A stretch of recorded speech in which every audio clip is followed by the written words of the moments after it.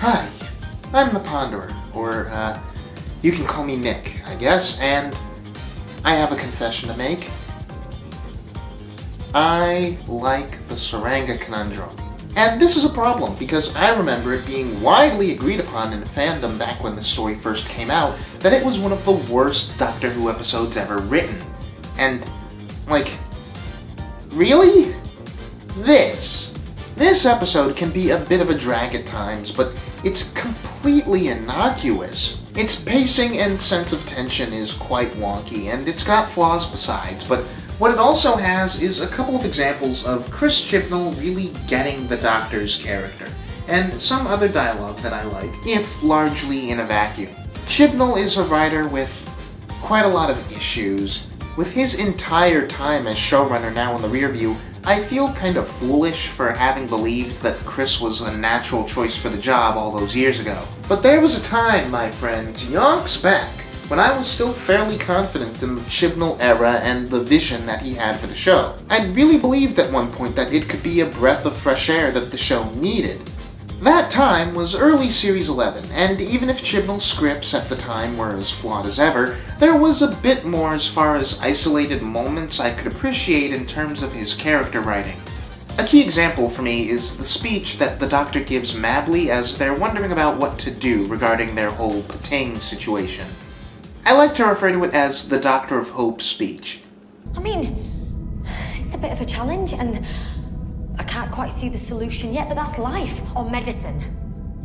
Patients present problems, you figure them out and come up with solutions. That's what this is, a problem to be diagnosed, medicine to be administered. You're a medic, I'm the doctor. In true Chibnall fashion, it's not exactly the smoothest feeling, most naturalistic dialogue, but it cuts to the core of the Doctor as a person, and there's the bones of something really good there. In a world where the rest of the era had 13's character be a little bit more solidified and the show's dialogue had been a bit less tell, don't show, then I think this moment would make for a really good foundation for how the Doctor views themselves. Honestly, I could argue that this dialogue's somewhat clunky nature almost works in its favor. Throughout the whole history of the show, the Doctor's been famous for speechifying.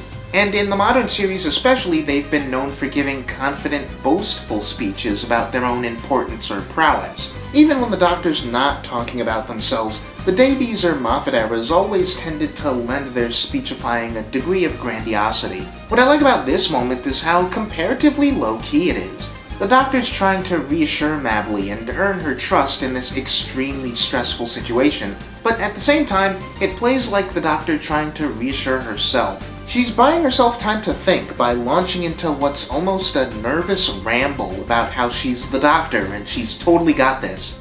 As far as the contents of the exchange goes, I like that it speaks to the Doctor as both a people person and a practical problem solver, but also to the specific nature of Dr. 13 as more evasive and rambly. A doctor of medicine. Well, medicine, science, engineering, philosophy, music, problems, people, hope.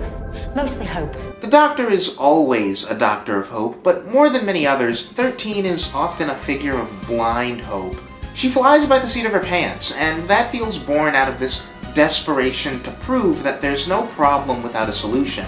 The bit where she talks about seeing a problem and imagining that solution, with worlds turning on acts of imagination, is such a great doctorly sentiment.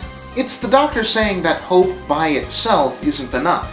That we have to be proactive, that we're responsible for making our hopes into reality. It's wonderful, not just for the audience, but also something Mabli really needs to hear. Mabli, as the Doctor's scene partner, is unfortunately short-shrifted by the rest of the episode losing her in the sauce. But in the context of just this exchange, I like how much it feels like the Doctor is trying to be gentle and encouraging, while firmly combating Mabli's defeatism. We set Mabli up as a character who could be a great physician if she just stopped getting in her own way, and while the story never truly pays that off, the Doctor accounting for her feelings here and relating the whole life-threatening Patang problem as just another puzzle to be solved the way that someone in medicine would solve problems presented by a patient is great for her character.